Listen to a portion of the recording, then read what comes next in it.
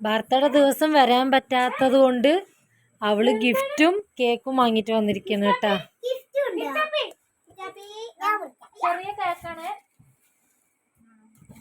Birthday കുട്ടിയോടെ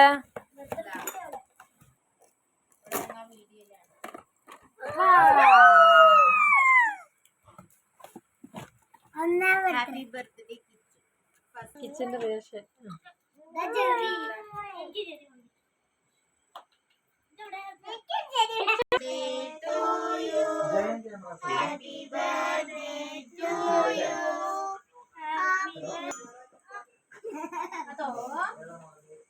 ഇതാണ് സന്തോഷം. ഇതെന്റെ ഈ 3 കുരുന്നുകള് കൂട്ടി വെച്ച പൈസ കൊണ്ട് വാങ്ങിയ ഒരു ഗിഫ്റ്റാണ്.